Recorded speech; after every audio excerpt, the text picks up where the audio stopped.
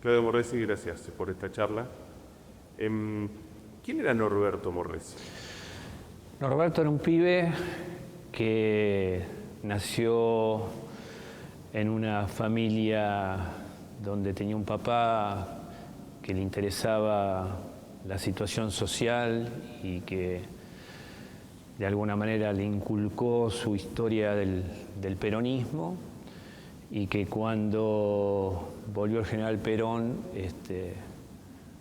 fuimos con él a la plaza a recibirlo, y mi viejo cumplió su sueño de que cuando él decía que él lo único que quería volver a Plaza de Mayo con el general Perón diciendo compañeros. La historia marcó que desgraciadamente un par de años después, en el 76, le desaparecieron a Norberto con sus 17 años y tuvo que volver a la plaza, pero en este caso a buscar a su hijo, a intentar que le dieran alguna noticia de qué había pasado con ese pibe de 17 años, solidario, que iba a los diferentes barrios populares a alfabetizar, al que de alguna manera le interesaba que el mundo no fuera tan injusto, y que un 23 de abril de 1976 lo secuestraron y durante muchísimo tiempo no supimos qué había pasado con él. Norberto además era tu hermano. Norberto era mi hermano 4 años más grande, el que me enseñaba a tantas cosas que tenían que ver con, desde ir a hablar con una chica, con mis 12, 13 años, a explicarme esto de que a veces los ricos se hacen muy ricos y eso lleva a que los pobres sean cada vez más pobres, y que de alguna manera eso había que tratar de modificarlo, y tuvo esa vida, esa corta vida tratando que eso sucediera. Ahora vamos a ir a ese abril del 76, pero quiero centrarme un poquito en esa relación entre hermanos. ¿Por qué le decían el rata?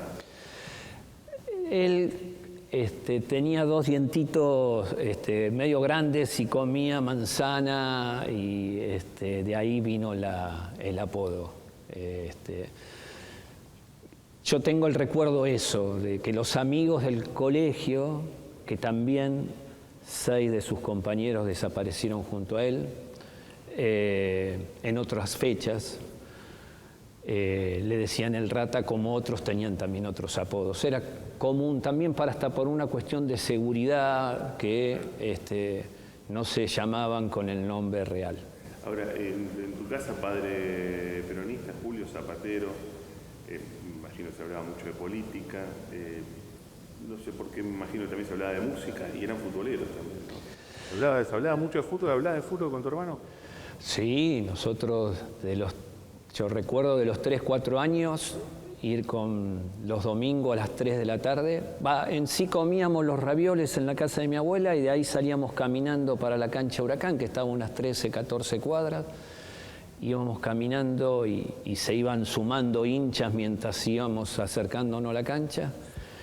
Y la vuelta siempre terminaba con que con mi hermano jugábamos, nos íbamos en el patio de la casa de mi abuela a jugar y a imaginar el partido que habíamos visto a jugar, ¿no? Con pelota de papel atada con hilos y sal, porque era muy caro una pelota en ese tiempo, y nos mandábamos unos partidos a morir. El arco de mi hermano era la puerta de la casa de mi abuela, y el mío era la otra puerta que al final del zaguán. Y ahí así eran esos domingos. Pero el habilidoso era Claudio. Él jugaba bien, era como fue su vida, era un 5 solidario que trataba de recuperar la pelota y dársela al compañero. Podría haber ido a probarse a algún equipo, pero prefirió la militancia política. Y ahí sí llegamos a ese sábado de abril del 76. Estamos a 50 años del golpe cívico-militar del 24 de marzo del 76, y también a 50 años del secuestro de tu hermano. ¿Cómo fue ese día? ¿Qué recordás de ese día vos con 13 años? Sí, yo tengo grabado fuertemente que me levanto porque tenía que ir a jugar en la prenovena de Huracán y mi mamá estaba muy nerviosa porque Norberto no había llegado. Le dijeron a mi tío que me lleve al partido. En un momento otro tío se acerca y me grita mientras estábamos jugando que Norberto había venido. Y después cuando terminó el partido me dijo, no, todavía no llegó, te lo dije para que jugaras tranquilo. Y a partir de ahí fueron 13 años de que nos acostábamos con la tremenda tristeza de no haber podido averiguar nada, porque mis viejos hicieron todo lo posible, fueron a la justicia, a las comisarías, a regimientos militares, a las iglesias, a que le dieran información de qué había pasado con ese pibe que no aparecía. Después de 13 años, de levantarnos todos los días con la ilusión de saber qué había pasado y acostarnos con la tristeza de no tener ningún tipo de información, aparece su cuerpo, el equipo de antropólogos forenses encuentra que lo habían tirado en un lugar, en un cementerio de Villegas, en un lugar, y aparece su cuerpo con 5 balazos en la cabeza a 45 centímetros. Somos una familia dichosa porque tenemos la suerte de saber qué pasó con nuestro ser querido. Hay miles de familias que no saben si después de torturarlo los tiraron en una fosa o los subieron después de torturarlos, primero llevarlo a un centro clandestino, torturarlos, adormecerlos con algo que ellos le decían el pentonaval, que era el quetalar, un somnífero que los adormecían para subirlo a los camiones, de los camiones llevarlos al aeroparque, de ahí subirlos a un avión Skyban, normalmente los miércoles subir a 30 personas, llevarlas a cierta distancia y tirarlas vivas desde los aviones al río primero, cuando empezaron a aparecer cuerpos como los de las monjas francesas o como algunas madres que aparecieron en las costas, decidieron tirarlos más lejos, entonces los empezaron a tirar más cerca del mar. Y muchísimas de esas familias no saben dónde están. Ellos sí saben, los militares que hicieron esto sí saben y todavía no lo dicen. Podrían ser más valientes y decir qué pasó con cada uno de ellos para que cada familia pueda tener la tranquilidad de saber dónde está su ser querido. Y en aquel tiempo, más allá de la propia historia de Norberto y de tu propia historia y la historia familiar, ¿ustedes tomaban conciencia de lo que sobrevenía con el golpe? En algún momento leí que habías llegado a hablar con tu hermano de qué podía pasar si se daba el golpe que se esperaba, ¿no? Porque era algo que parecía... Sí, yo tengo también una charla que estábamos llegando a mi casa, veníamos hablando y ya había producido el golpe. Hacía 2 días que se había producido el golpe. Mi hermano desaparece el 23 de abril de 1976. Y le pregunté, ¿qué pasa ahora, Nor? Y él me dijo, y ahora va a ser peor, ahora va a ser todo mucho peor. Y entramos a casa y nada, y me quedó grabado esa frase. Y después, me imagino que en la búsqueda, todavía sin saber qué había pasado con Norberto, empiezan a aparecer otras historias, empiezan a aparecer otros vínculos, ¿no? De gente que buscaba a sus familiares. Claro, porque después de hacer todo lo que hicieron mis viejos, se empiezan a acercarse a la Plaza de Mayo, porque saben que hay un grupo de mujeres que están de alguna manera denunciando lo que estaba sucediendo. Ahí mi papá la acompañaba a mi mamá, pero no las madres para cuidarlos, porque siempre había gente que insultaba, policías de civil que agredían. Le decían a los padres que se quedaran, entonces los padres se quedaban afuera de la ronda esperándolas y de ahí empezó esa inmensa lucha histórica que va a quedar en las grandes historias de lucha de la humanidad de lo que hicieron las madres de Plaza de Mayo. porque hay que ubicarse en el tiempo y en el lugar. Bandas de paramilitares que secuestraban gente, que torturaban y asesinaban, y que había un grupo de madres que los enfrentaba, y por más que muchas de ellas las secuestraron y las desaparecieron, ellas siguieron adelante, y siguieron hasta que lograron que quienes habían cometido los crímenes de lesa humanidad fueran juzgados. Ahora, con esa fuerza que nacen las madres y las abuelas, por supuesto, también en búsqueda de sus nietos apropiados, siempre resultó como una curiosidad, una excepción que Julio, que tu papá, estuviera muy presente en la historia de Norberto, como un padre de la plaza, ¿no? Siempre hablamos de las madres, pero siempre con Norberto hablamos del padre. Mi papá, por sus características de hacedor, está junto a un grupo de padres que hacía esto, que acompañaba a las madres y que después también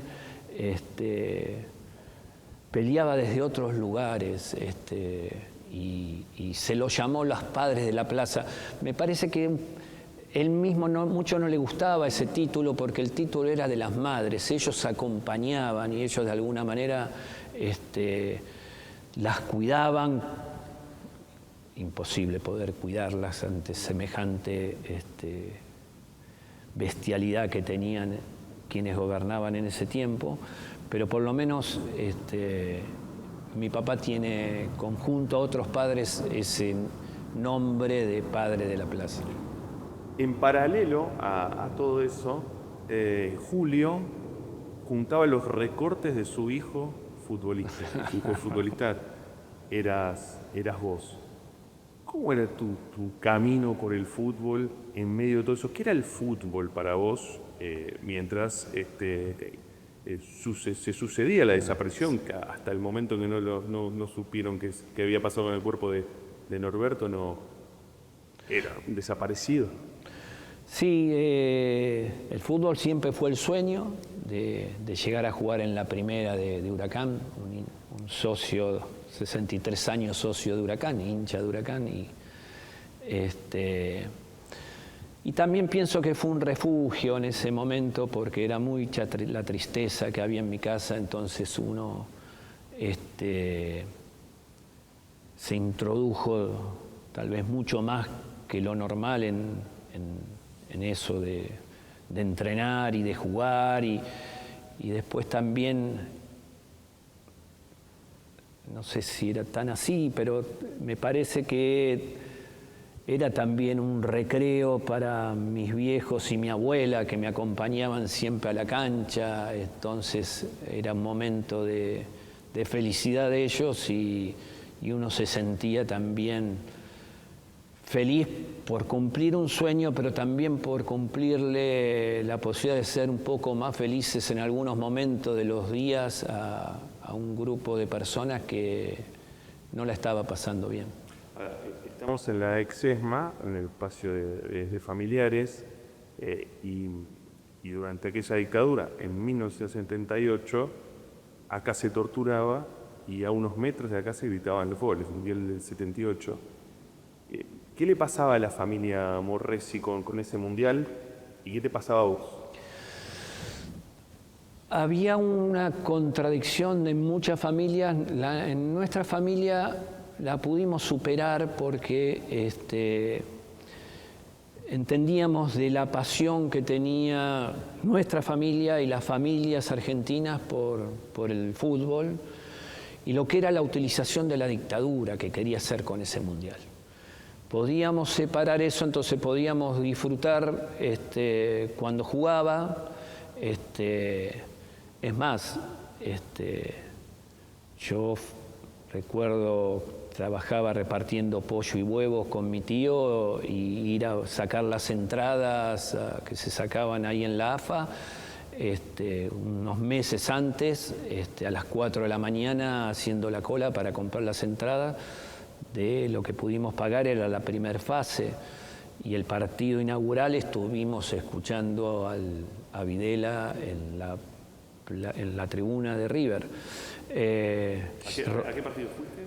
la inauguración que fue, si no me equivoco, Alemania-Polonia, o no me acuerdo. La inauguración y fuiste a otro partido de primera fase. Fui después los 3 partidos de Argentina. El paquete era la inauguración y los 3 primeros partidos de Argentina.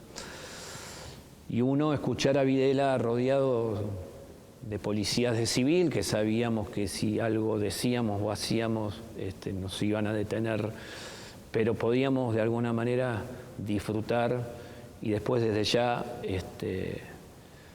la utilización que quisieron hacer de alguna manera no nos hería porque sabíamos que lo iban a hacer. Mucho tiempo después de mucha discusión respecto de aquel Mundial y del título de Argentina y el Mundial, bueno, siempre surgen frases. Una de Menotti era decirle a los jugadores: jugamos para la gente, no para los militares. ¿A la distancia sentís un poco eso, vos que además fuiste jugador de fútbol? Sí, porque ellos jugaban para la gente, los cantantes cantaban para la gente, los escritores escribían libros para la gente. Por supuesto hubo, tanto en cantantes, escritores, y hasta el mismo Menotti, la decisión de, el caso de Menotti, firmar una solicitada que pedía para que se supiera qué había pasado con los desaparecidos. Y eso tenía un valor sumamente importante para las familias que tenían un ser querido desaparecido. Así que nunca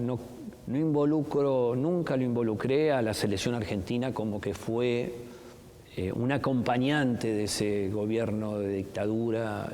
No. Ellos jugaron para hacer feliz a la gente, le hicieron feliz la gente, hasta en los centros de tortura, cuando jugaba Argentina no se torturaba. Y tal vez los torturadores, de acuerdo al resultado, estaban más contentos, entonces tal vez no descargaban todo su sadismo, como se supo después en las denuncias que hicieron algunos sobrevivientes. Así que el fútbol no lo podemos manchar con la sangre de la dictadura. Llegó el momento del debut. ¿Qué te acordás de ese momento, del debut profesional? Que íbamos perdiendo 2-0 y que el técnico me puso para cambiar el partido y perdimos 4-0, así que no pude lograr el triunfo, pero sí lograr la posibilidad de ponerte una camiseta, que te llamen para calentar y que entres. Eso es lo que... Además estaba muy vinculado con tu vida. Claro, entonces eso fue lograr el sueño máximo que había tenido hasta ese momento. Y después empezar esa carrera, ¿no? Donde tuve la suerte también de ponerme la celeste y blanca de la selección juvenil. Jugás el Mundial de Australia del 81, Mundial juvenil. Sudamericano y el Mundial. Claro, que además tenía el antecedente de lo que había sido el Mundial del 79. Una de las grandes frustraciones de tantos buenos jugadores, porque se da la paradoja de que era un equipo donde la mayoría llegó y triunfó, pero no pudimos rendir como equipo, porque jugó Tapia, Martino, Claudio García, Clausen, Goicoechea, Ruggeri. Estamos hablando todos de muchos jugadores que después iban a seguir en la selección argentina, algunos campeones del mundo. Exacto. Pero ese mundial, perdimos el primer partido, empatamos el segundo, ganamos el tercero, pero no pudimos pasar. Y la gran frustración, ¿no?, de ser quienes defendíamos el título y en el medio de ese tiempo, ¿no? Claro. Ahora, tenías la 10 en ese equipo. La 10 ya para el fútbol argentino significaba lo que significaba. Todavía no era la 10 de Maradona, iba a ser la 10 de Maradona. Era la 10, pero iba a ser la 10 de Maradona, sobre todo en el 86. ¿Pero qué significaba para vos en ese momento que te den la 10 de la selección argentina juvenil? Tal vez porque no tenía la magnificencia que tuvo después, no tenía tanto peso. El solo hecho de jugar es algo que tiene un peso significativo, pero en ese momento no era la 10 con semejante peso. La tengo en mi casa en un cuadrito y todavía a veces miro, es verdad que yo jugué con esta camiseta. Y sí, fue real. Y en todo ese trayecto, en lo que son las charlas de vestuario, la cotidianidad, tanto en Huracán, en River, por supuesto, ¿podías contar qué te pasaba? ¿Podías contar cuál era el escote de tu familia? Con algunos compañeros sí, después la gente se enteraba, algunos con mucho respeto se acercaban a preguntar, otros preferían tal vez no tocarle el tema, porque ubiquémonos en el tiempo. No había celulares, todos los medios estaban dirigidos por los dictadores, las radios, los diarios. La única información que salía eran las mentiras de que la dictadura decidía dar como información. Entonces hasta familiares propios a veces no creían lo que estaba pasando, entonces mucho más gente que tal vez no tenía la cercanía de tener un desaparecido, pero no tuve situaciones de discusiones dentro del fútbol, al contrario, hubo acompañamiento. ¿Y hubo algún nombre, algún entrenador o compañero que vos visualices que fue importante en ese tiempo? Bueno, Roberto Saporiti se acercó a hablar conmigo, me ofreció en qué lo podía ayudar. Después José Luis Lanao, que fuimos compañeros, él también con mucha dedicación sobre el tema. Roberto Saporiti, que había sido asistente de Menotti en el Mundial, pues por supuesto entrenador, ¿vos lo tuviste de técnico? En la selección juvenil. En la selección juvenil. En la selección juvenil. Compañero en la en Huracán. En Huracán. Con Omar de Felipe, que también otra de las tragedias argentinas, él vivió, que fue la guerra de Malvinas, pero de los 11 años que jugábamos juntos y de alguna manera nos acompañábamos en estas dos tragedias. Tengo una carta de Omar que me manda desde las Malvinas y atrás dice Islas Malvinas, Argentina. Y contaba Omar que no se bancaba más y que prefería que venir para matarlos o que los mataran, porque ya no aguantaba más el frío, la falta de comida, el trato. Y nos intercambiábamos cartas, él estando en Malvinas y de alguna manera también acompañando lo que a uno le pasaba, ¿no? Qué impactante, porque uno tiene que pensar en los crímenes que cometieron los genocidas, y eso es lo que cruza tu historia. En el caso de Omar de Felipe fue aquella guerra, también por las decisiones que se tomaron y por cómo se encaró aquello, también uno puede considerar un crimen, más allá también del crimen de los propios ingleses, ¿no? Sí, sin duda, la guerra de Malvinas tiene que ver con una decisión política. De alguna manera todo se relaciona con la política y con la economía de los países, y ya cuando gobierna esta ideología, tanto en el 76 y que se repite en otros momentos de la historia, al enriquecerse los más ricos y empobrecerse las clases medias y las clases trabajadoras, empieza a haber un disgusto de las mayorías, y algunos gobiernos llegan a hacer, como en este caso hizo la dictadura, una guerra para tratar de tapar la situación que se estaba viviendo y de esa manera tener a la gente pensando en otra cosa. Y usaron las Malvinas para tapar su fracaso económico, que también terminó siendo un fracaso político y militar. Ya en democracia, creo que, me atrevo a decir, tu etapa más luminosa como futbolista, en River, como campeón. Además, me da una curiosidad muy impactante también, porque a 10 años de lo que había sido el golpe, el 86, y van a ser 10 años de lo que había sido el secuestro de tu hermano, en ese River campeón del 86, con una imagen, porque es la imagen, hay que contarlo, el fútbol de Morresi era un fútbol vistoso, elegante, que además se complementaba con el de Enzo Francescoli. Uno tiene esos nombres, el Beto Alonso, Enzo, Negro Enrique, Enrique, Pumpido, Boicochea también, el Tolo Gallego, sí. Alfaro, es decir, fue un río. ¿Disfrutaste como jugador? Yo había hecho 48 goles en Huracán y más o menos de vez en cuando alguna nota me hacía el periodismo. El primer gol que hago en River, tengo notas por todos lados, tapa en los diarios, en las revistas. River tiene una repercusión, una resonancia que es impresionante.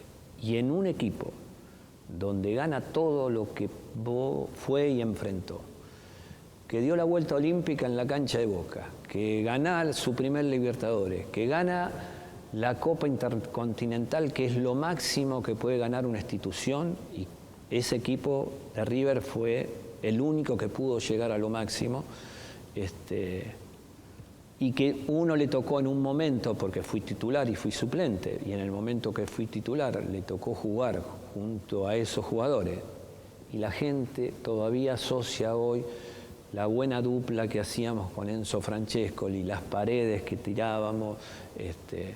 Él hizo 26 goles, yo hice 14, 16 yo y 24 él. Y el cariño de la gente todavía existe y recuerda esos momentos, y uno se siente gratificado. Y que se pueda dar esa sociedad y que se puedan generar esas paredes y entenderse en el lenguaje del fútbol. ¿También tenía que ver con entenderse fuera de la cancha? ¿Te entendías de otra manera con Enzo? Enzo tuvo muchos gestos solidarios a través de su vida. Él votó a favor que se llevaran los juicios adelante, a los militares uruguayos que habían también cometido crímenes, que no prosperó, pero que él votó a favor para que se juzgara a esos criminales. Él también se sacó fotos con las abuelas de Plaza de Mayo diciendo: si tenés alguna duda, acércate a abuelas, porque hay nietos que ellas están buscando. Enzo fue una persona solidaria dentro de la cancha y afuera de la cancha, y con la gente así uno se llevó siempre bien. Esa foto de Enzo con abuelas, ya en lo que iba a ser la segunda etapa de Enzo como jugador de River, ¿no? Claro. En el 90, no me acuerdo si 95 o 96 él se saca esa foto. Claro. Que muchísimos deportistas acompañaron a las abuelas. Y siempre está la pregunta: ¿cuántos nietos se recuperaron a partir de que los deportistas y los artistas, pero pongamos los deportistas, decidieron sacarse una foto? Y ese nieto que estaba siendo apropiado vio esa foto y que tenía alguna duda y dijo: bueno, me voy a sacar sangre para ver si mi familia es esta o es mi familia real, es la que me está buscando. Claro, hasta la foto de Messi en aquel plantel de Alejandro Sabela. Exacto. Alejandro Sabela, que también era un hombre muy comprometido. Exacto. ¿No? Y también estuvo la selección argentina de Bielsa, que se sacó una foto con ella, los planteles de Boca, de River. Bueno, la selección, como vos decís, hay por suerte un compromiso y como te dije antes, ¿cuántos nietos se recuperaron gracias a eso? ¿En qué momento ya el Claudio Morresi, futbolista, empieza a dejar paso al Claudio Morresi, dirigente, militante? Mientras era futbolista, ¿tenías el tiempo de la militancia o eso fue algo que comenzó a ocurrir una vez que te retiraste? No, yo en el 85 que estaba jugando, estaba en una lista de la juventud peronista, de mi barrio. Es decir, la militancia la tuve siempre acompañé, siempre desde el llano. Marché no sé la cantidad de veces desde la Casa de Gobierno al Congreso, en todas las marchas que se hacían para pedir justicia. Y milité, pero siempre desde llano. Después de haber dejado el fútbol, como a los 10 años o más, ingreso en un lugar del Estado, pasé a ser secretario de deporte, pero eso fue a los 40 y pico de años. Antes siempre fue desde el llano. Bueno, fuiste el secretario de Deportes en democracia más longevo, ¿no? en el cargo. ¿Qué cosas desde esa función pública pudiste llevar de lo que veías como futbolista, más allá de que el secretario de Deportes tiene una mirada que por fuera, ¿no? del fútbol? Sí, como el fútbol de alguna manera se autofinancia, no necesita del Estado, es decir, no necesita de todos nosotros, el Estado somos todos.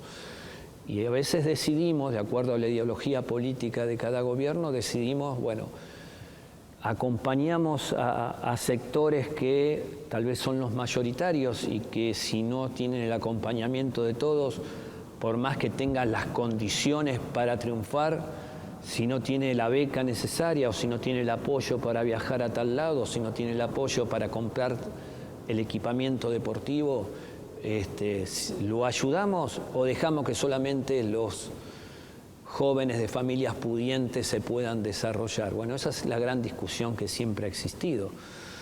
En ese tiempo tuve la inmensa suerte de tener unos presidentes, tanto Néstor como Cristina, que le aumentó un 2.249% el presupuesto para el deporte. Entonces permitió que Brian Toledo, un pibe de un barrio sumamente humilde, con su mamá que limpiaba casas y que vivía en una casa que no tenía piso, era piso de tierra, pero tenía unas condiciones bárbaras para tirar una jabalina, se lo pudo acompañar, él se pudo desarrollar y ganó la primera medalla de oro en un Juego Olímpico Juvenil. Si no hubiera existido que entre todos lo ayudábamos, ese pibe no hubiera triunfado y se hubiera hecho algo muy injusto porque tenía todas las condiciones. Entonces, en ese tiempo no me cabe duda que se permitió algunos que ganaran medalla y muchísimos no ganaron la medalla, pero pudieron hacerlo. Y muchísimos estuvieron cercanos al deporte porque los clubes de barrio podían tener sus puertas abiertas, porque hacía que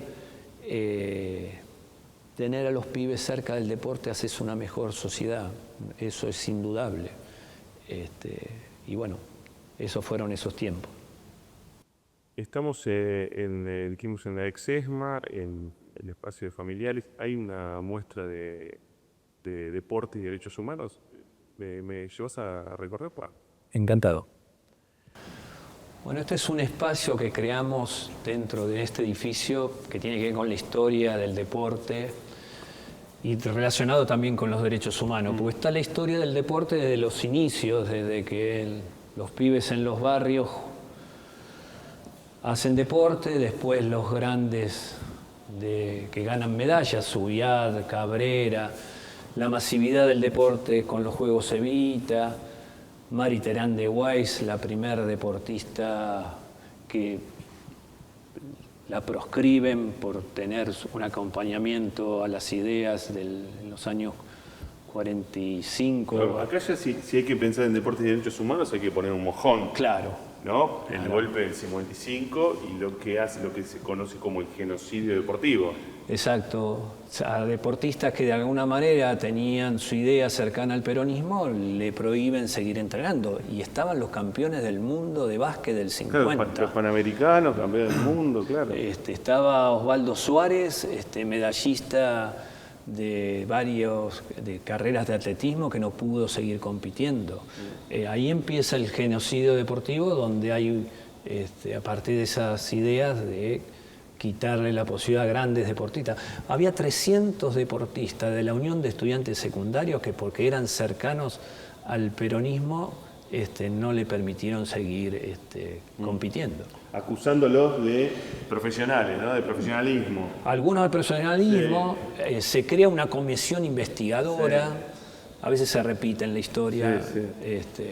y que termina, bueno, prohibiéndoles seguir entrenando y compitiendo. Incluso vale la pena aclararlo, más allá de que tener una identidad política no es un delito, algunos ni siquiera estaban identificados con el peronismo y no digo que eran antiperonistas, pero tenían una posición, una mirada opositora. Exactamente, es decir, en estas ideas que terminan cercenando otras ideas, bueno, en ese tiempo nace, ¿no?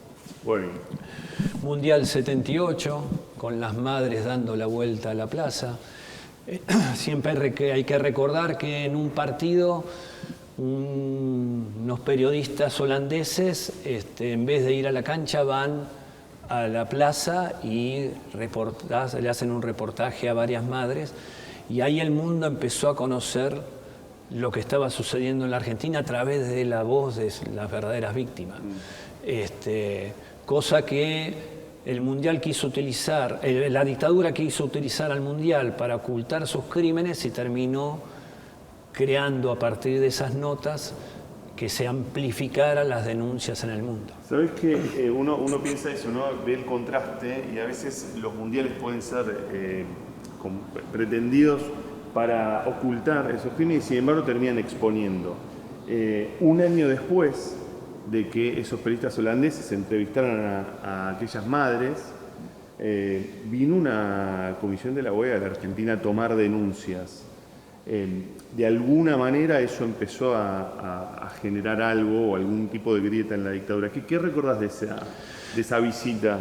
Recuerdo a mi papá haciendo la cola y que a partir de los medios que manejaba la dictadura, que le decían a la gente vayan y que grítenle que los argentinos sean derechos humanos, muchos argentinos desgraciadamente pasaban y veían esas colas y gritaban a quienes estaban haciendo la cola y que estaban pidiendo que dijeran dónde estaban sus hijos. Pero muchos otros argentinos, según me cuenta mi papá, cuando veían la magnitud de la cola, se callaban y empezaban a tomar conciencia de lo que era la dictadura. Coincidía aquellas colas con el Campeonato Mundial Juvenil del 79. Claro. 79. Bueno. Diego. Vuelta de democracia, Diego Armando Maradona pletórico en aquel... El partido con los ingleses. Sí. Ginóbili. Acá Ginóbili, ¿no? Y aquella generación dorada. Y después, bueno, las medallas, ya sea de Brian, de Paula Pareto, de la selección de hockey, de yachting, que se ganan, ¿no? Porque lo único que uno busca es que la gente venga a este lugar y que se reencuentre con la historia del deporte argentino y que ahora, donde vamos a ver, ya se empieza a entrelazar, como recién con los deportistas del genocidio deportivo, ahora con los deportistas que son más de 230 que están desaparecidos. Vamos para adentro. En este lugar tenemos el nombre de los más de 230 deportistas desaparecidos, que eran federados en el momento que los desaparecieron, como Miguel Sánchez, por ejemplo, el atleta que volvió de Brasil de una competencia y que lo fueron a buscar a su casa y hoy todavía no sabemos qué hicieron con él. O habían sido federados, ya sean en diferentes disciplinas deportivas. De Miguel Sánchez quizás fue del primer atleta que tuvimos conciencia de que había sido desaparecido. En algún momento, quizás por aquel artículo de Ariel Sher y Víctor Pochat, se entendía que era el único atleta desaparecido. Después hubo un trabajo extraordinario de investigación de Gustavo Veiga que empezó a revelar otros nombres, ¿no? Sin duda. Miguel, a partir de esa investigación, se empieza a hacer una carrera en Italia, claro, donde en Italia es masiva. La Corsa de Miguel. La Corsa de Miguel. Creada por Valerio Pichel. Exacto. Periodista de La Gaceta.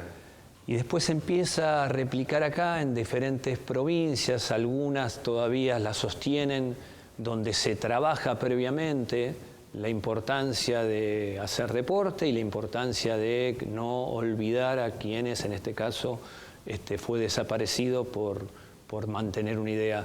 Y en algunas otras provincias, desgraciadamente, se corre, pero sin ningún, como si fuera una carrera más, y no es una carrera más, es una carrera que sirve para trabajar la memoria, para buscar la verdad y para hacer justicia.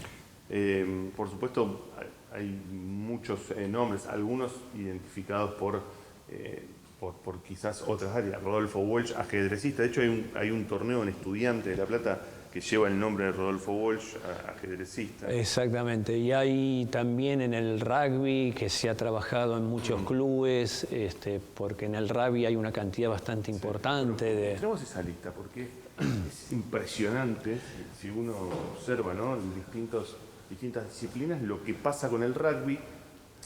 Vamos a ponerlo en nuestros términos.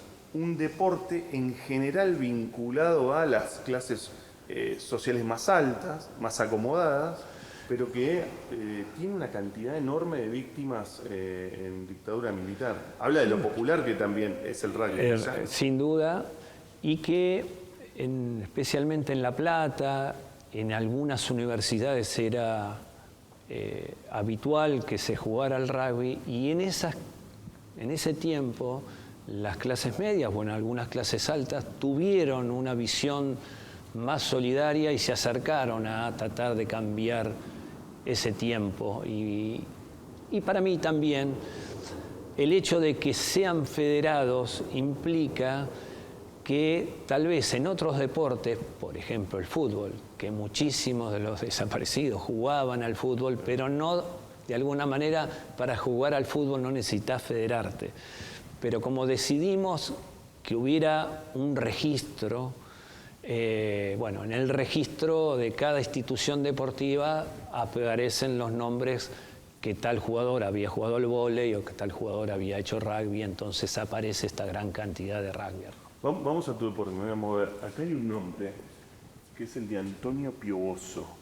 Se supone que es el único jugador profesional que debutó en primera división, desaparecido, arquero de Gimnasia. De Gimnasia, que fue suplente del Loco Gatti, de Hugo Orlando Gatti.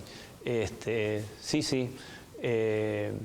Hay otros también jugadores de fútbol, Rivada, por ejemplo, que eran muy conocidos en sus pueblos, que jugaban en sus ligas y que tal vez no tenían la llegada como tuvieron otros a través de los grandes medios, pero que en su lugar eran reconocidos, ¿no? En tenis aparece Daniel Shapira. ¿Me contás algo más de la historia de Daniel? Sí, Daniel hasta jugó contra Guillermo Vilas. Guillermo Vilas lo recuerda y era un deportista que había tenido un muy buen desempeño. Muchos de ellos también dejan su participación deportiva porque se involucran mucho más en su militancia política, y en ese tiempo su militancia política implicaba tal vez tener ciertos cuidados que, si estaban haciendo deporte, iban a ser muy fácil detectados y detenidos. Entonces hay el caso de muchos deportistas que prefirieron seguir militando políticamente antes de que seguir participando en la disciplina deportiva. Claro, acá siempre uno tiene que aclarar, no fueron desaparecidos por su condición de deportistas, sino por su compromiso social, político, por su militancia. Exactamente. Algunos, cuenta también este arquero que fue desaparecido, Tamburini, que estuvo desaparecido, él se pudo escapar de un centro clandestino. De Mansión Seré. Que los torturaban, y a él, como sabían que era arquero, se burlaban en diferentes momentos y le decían agárrate esta, y venía el golpe o venía la patada.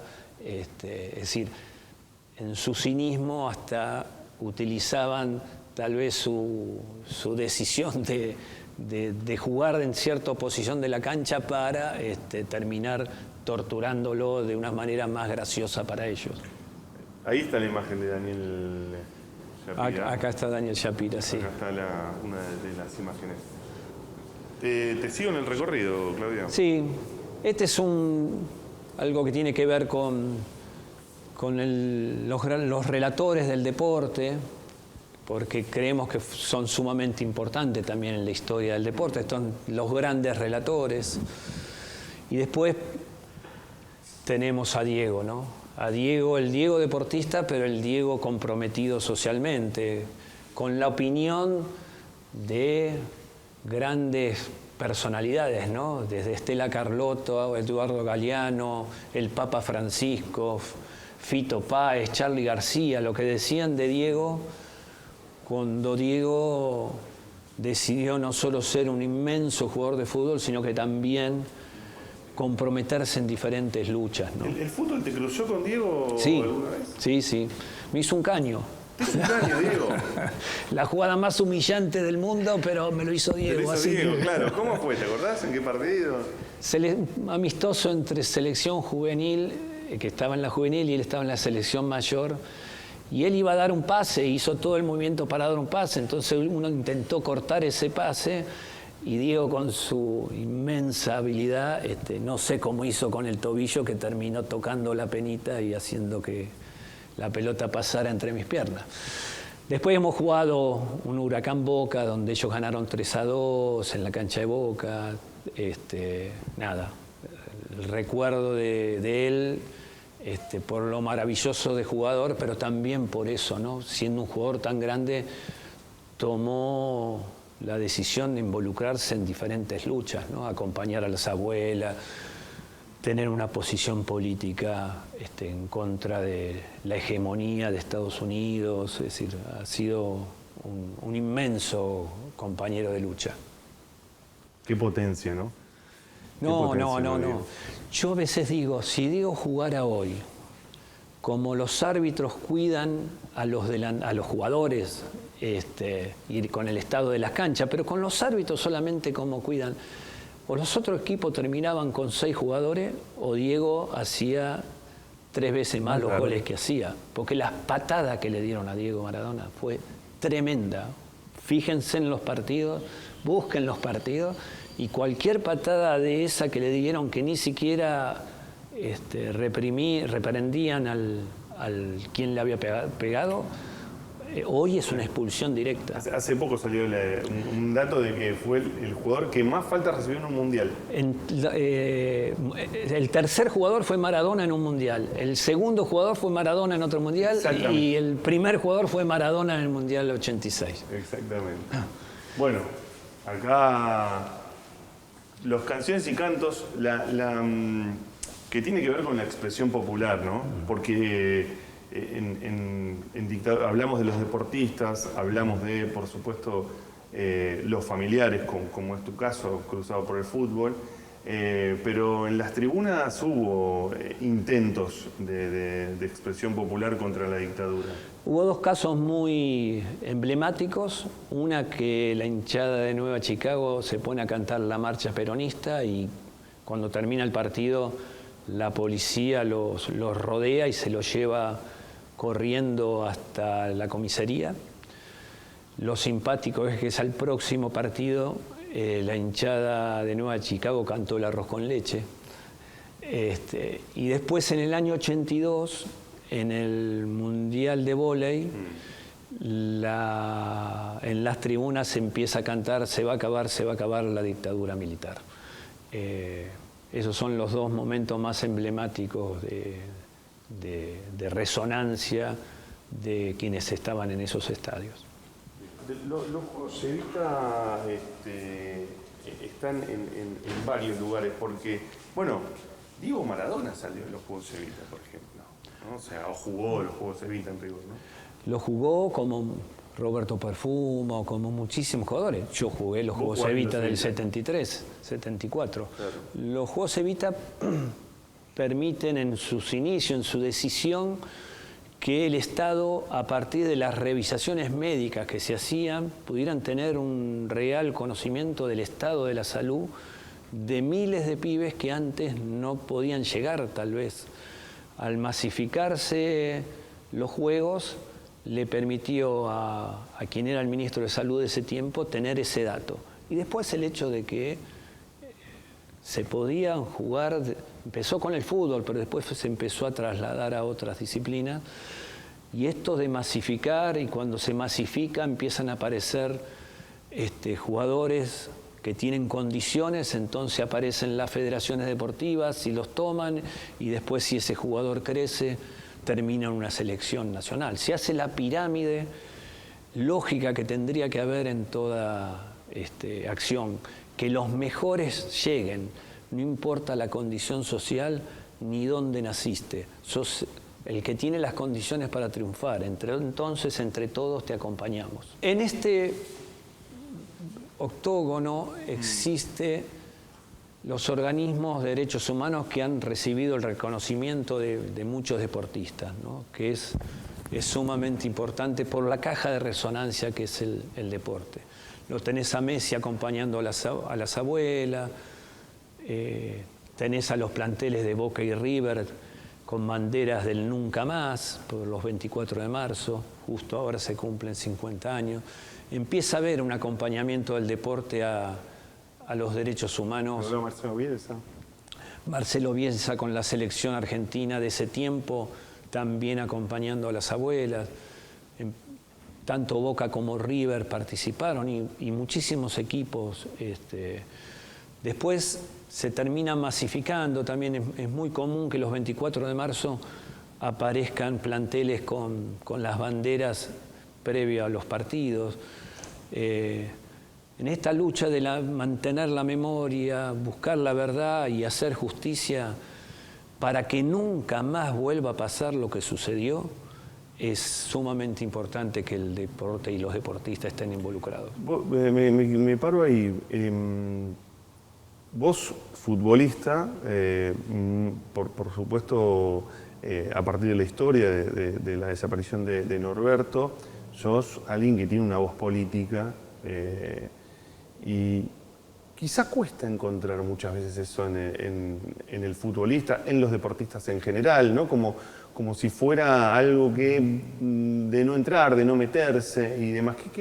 ¿Qué ves vos, que conociste vestuarios, que conocés lo que pasa internamente quizás en un equipo de fútbol, pero lo podemos llevar a otros deportes? Sí, por la caja de resonancia que es el deporte, uno quisiera que hubiera más opiniones de deportistas, porque llegás a muchas más personas. También es cierto que hay otras disciplinas que tampoco hay una gran participación, ¿no? Pero vuelvo que por la caja de resonancia del deporte. A veces es porque tomar ciertas decisiones implica que vas a tener ciertos problemas. No es gratis para ciertas élites que manejan desde lo económico y desde otros lugares resortes de poder que tal deportista se involucre y se comprometa. De alguna manera no quieren que eso suceda porque termina perjudicando a ese negocio que existe, el que sea, ¿no? Pero bueno, a veces los deportistas, algunos tienen la valentía y rompen eso y otros como que tal vez les cuesta un poco más. Y los entiendo y no los cuestiono, porque están inmersos en un engranaje que es muy difícil animarse y tomar esa decisión. Por eso lo valedero de quienes la toman. Caselli, que le dio la mano a Pinochet, Diego Maradona con todas sus participaciones en diferentes acciones. Nada. A ver, bueno, vamos. Acá está Miguel en la carrera, como contabas vos, ¿no? Acá está la historia de Miguel Sánchez con sus carreras, con su compromiso. Con su poesía. Con su poesía, porque era alguien que escribía y su poesía de Soy atleta, para vos atleta, recorre el mundo. Él verdaderamente poca participación política tenía, pero para ese tiempo no importaba, por más mínima que fuera, te llevaba la vida en estos que se creían los dueños de la vida y de la muerte. Él era un trabajador bancario. Era un trabajador bancario, había ido, como te dije, había corrido la San Silvestre en Brasil y a la vuelta fue detenido en su casa. Se lo vio en un centro clandestino, ahora no recuerdo, tal vez me equivoco, en un centro clandestino, creo que era el Vesubio. El Vesubio. Y después no se supo más nada, ¿no?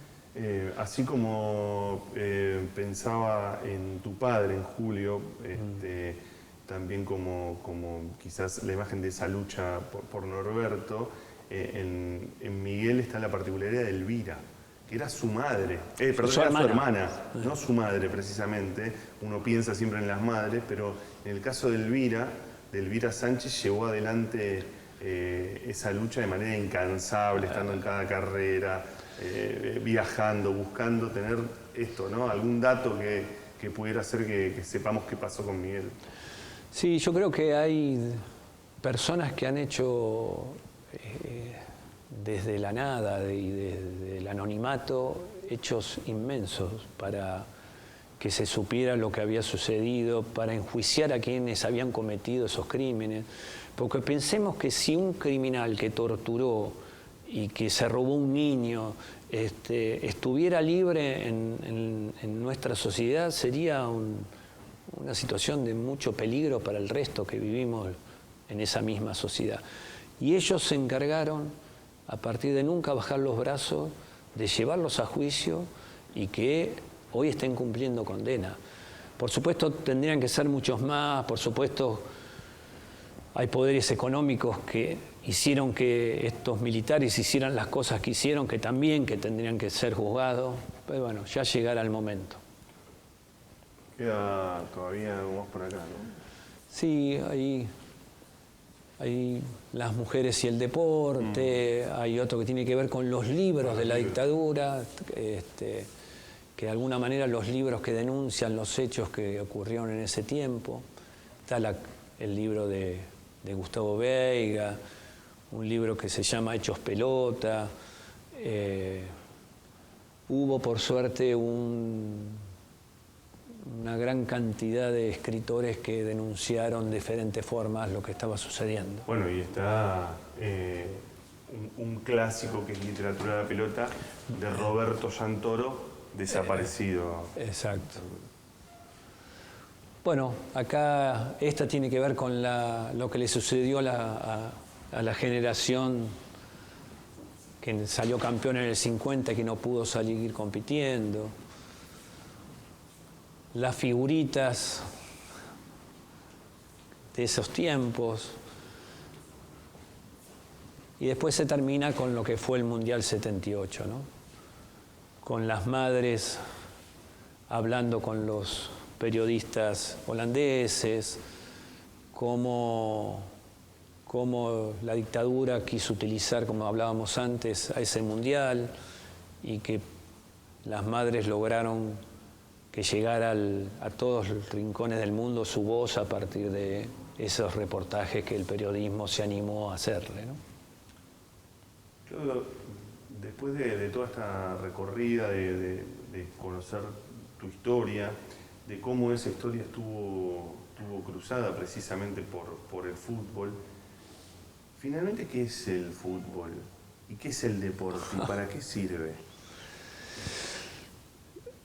Evidentemente, a lo largo de nuestra historia, las clases sociales necesitaron hacer alguna actividad deportiva que le permitía crear y ser feliz a través de la competencia que decidían, ¿no?